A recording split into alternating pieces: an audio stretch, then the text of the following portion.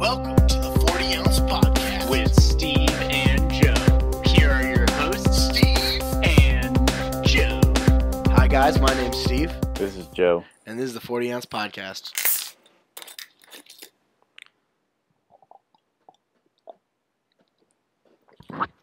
Shit, I just spilled a bunch of beer on myself. Dude. Sop it up. Oh Gotta yeah, drink all let 40. let me lick my shirt. Oh, gross. He just rubbed his hand on his shirt and licked it. I admire the dedication. Yeah, there's, don't let any go to waste. I think talking about not letting any go to waste, sometimes I've been home a lot recently due to not working as many shifts as I usually do, and I've been not letting any go to waste in that there's about 100 natural lights in our house that I'm slowly drinking through.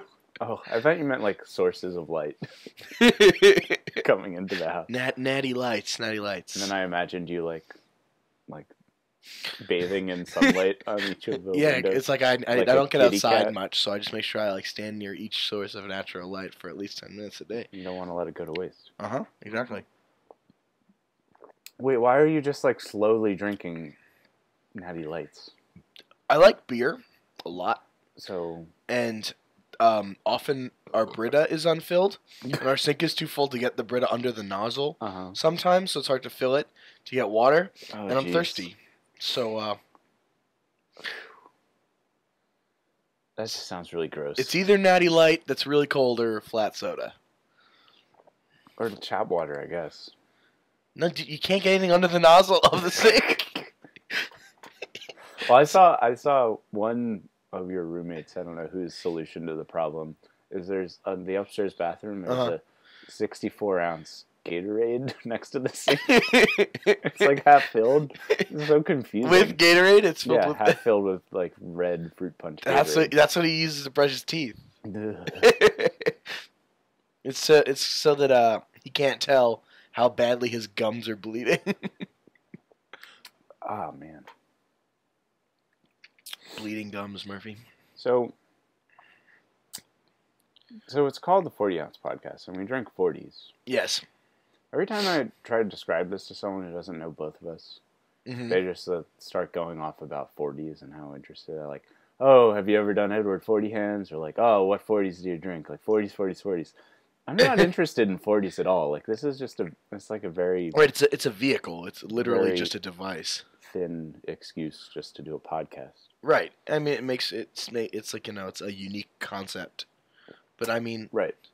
40s And are it's fun and all that. like not yummy. They're not delicious but they're not like that fun to like talk about either. No, they're pretty inane. Yeah. Yeah. That being That's why said, I brought it our up. 40s are the most exciting 40s in the world. Yeah, tell your friends.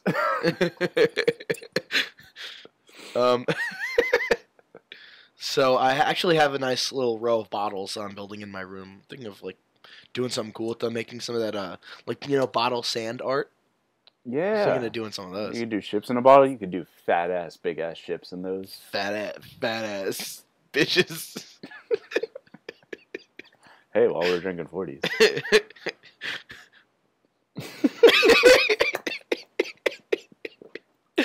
Ooh. So we don't really have a lot planned until current events. So this is what happens. Yeah, which I think people respond better to. Then structure and then like. At least, I mean, like, having minimal structure. From the few people I've talked to who have listened to any of this, really the one thing they say is it's fun because it's just like hanging out with us, which is nice. Which is awesome. Yeah, so it's sort of We're pretty awesome. yeah, we're great guys.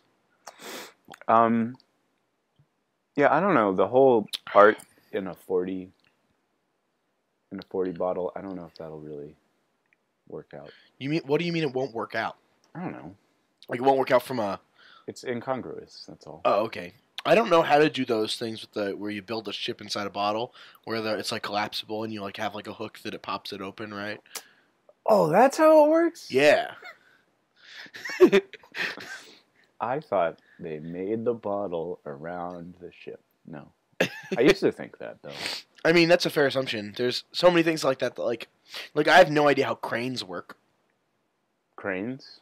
I mean, Like I know they construction swoop cranes? down and eat fish out of the water. No, yeah, construction cranes. I don't know how they work, and my assumption is there's two things that either go down with cranes, because cranes are often built like in the middle of a construction site, right? Or they're brought in or something. Well, yeah, they're huge. I don't know. I know, that's what I'm saying. Oh, interesting. I never thought about that. And like, have you seen like they have the cranes like in the middle, and they build the building up around the crane. Mm-hmm. My belief, and this could be way off, is that the crane, where the crane is, that's where the elevator shaft is going to go. And then they just like, well, how do they get the crane out when they're done? Either it's completely collapsible, which someone said is how it works, or they get a bigger crane.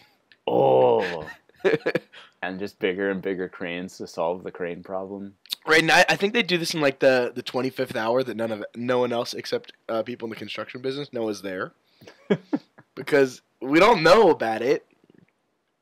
You know, you see cranes like at 4 a.m. Right, it's like the crane is not there when you went to bed at the Right. construction site across the street, right?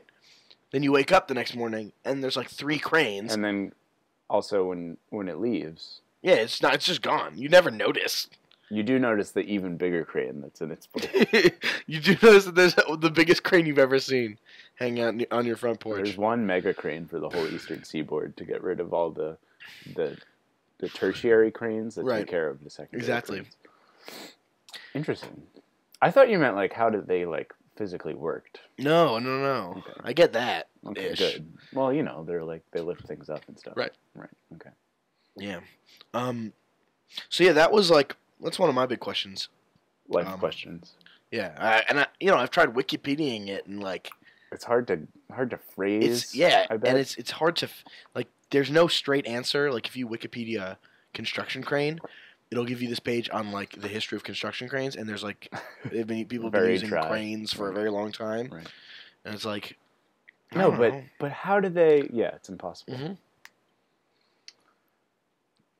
Like if it were up to me, there would be a section at the bottom of that wiki that says like controversies. There's a section called "How the hell they get a crane there?"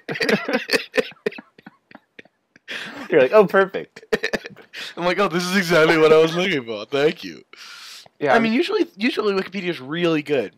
yeah. Like, I learned a lot about what cottage cheese was today. As I told you, I was really craving cottage cheese. So you just got the information instead of the cottage cheese. Yeah, it helped. Did it? I would think it would make it worse. Well, it only helped because the way cottage cheese works is kind of gross. So it worked in this specific case. Mm-hmm. Yeah. You don't want to see how the sausage is made. Except in the case of cranes. Yeah, I really want to see how cranes work. Crane sausage. Ew, what? I don't know, man. I guess it would just be like chicken sausage. Like sausage with chicken meat, I guess. Or I wonder if crane Turkey meat's sausage. any good. I feel like I'd I mean, have I'm it, sure it's really stringy and like gamey.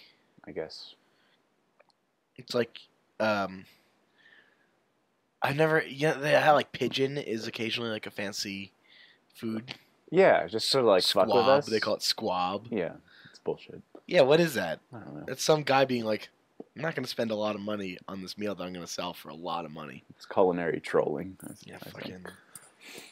fucking squab in a white truffle oil sauce.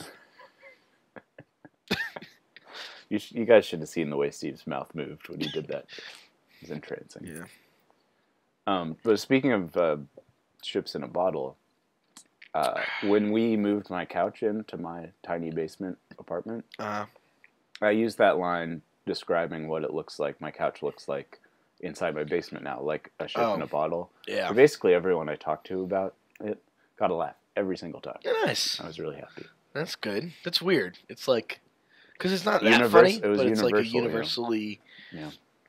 Yeah, everyone gets it. And like, no, nice, huh? I got it. We both kind of injured ourselves moving that thing into your room. Mm-hmm. Yeah. I like jacked my fingers up and my hands up pretty bad. Yeah, it was a war. Yeah, it was good though. It was fun. And it was took like 4 hours. Yeah, it took a lot of time. But I was like, it was, I'm not proud I'm not proud of a lot of the things I've done. No, it's like I wasn't sure we were going to be able to get that couch in there. Yeah. And then we got it in there. Well, we were pretty sure we weren't going to be able to. Yeah. Because the dimensions in the math didn't allow for it. Right. But then we just kind of forced it. Uh-huh. Good times. The kind of thing where, like, my grandfather would be proud of me. Because, like, he's like, glad you didn't give up. Because he would have, like, if he had been there, he would have just been like, oh, no, it's going to work. Like, there would have been no doubt. Right. And he would have instilled in us the sense of, like, right. Oh, yeah, okay, Ralph says it's going to work. It's going to work. Moving that couch in was our Great Depression. And it'll make us better people from right. here on out. That's all I've been saying. We're the greatest generation. 2.0. Yeah, we're the greatest generation since the greatest generation. Second greatest. We're the second greatest since the greatest? No, we're the second greatest. If we're the greatest since the greatest. Right, yes. No, we're... Yes. Yes. Quite right. Yes. Yeah. Yes. Yeah. Yes. Of course. So we're 11 minutes in. No, that's not bad. Made some progress. Yeah. So what are you thinking? Do you wanna give us a current events article? Yeah, I actually have. You said you only had one. Yeah, I only have one. I don't know how good it is. I've just I'm just horrible. Can I do a little? Well, Jesus. Calm down. It's funny when you take a swig out of the 40, because you could. It's one of those few beverages that until you're really close to being done with it, like you could still see like the liquid more than halfway up the bottle while you're drinking.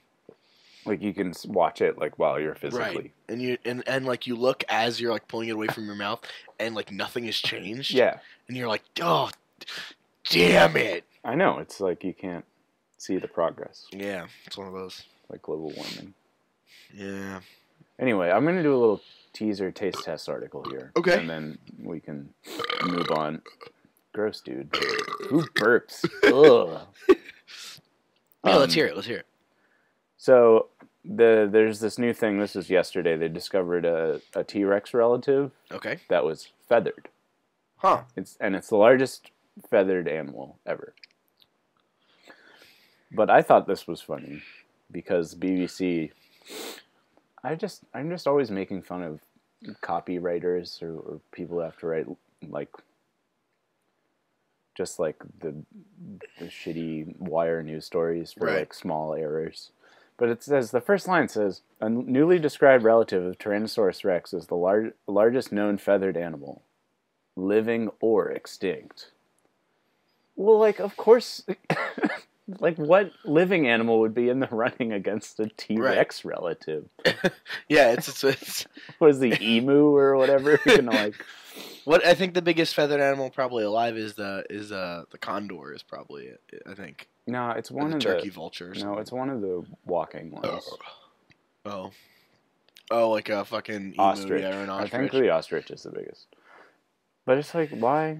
You don't need to. Yeah, it's like there's no doubt. It's like, I guess it's like a weird like second grade fact that's just generally accepted. It's like animals back then were bigger. Yeah, they were bigger, especially T-Rex relatives. Right. I can see if it was one of those. I don't know, like a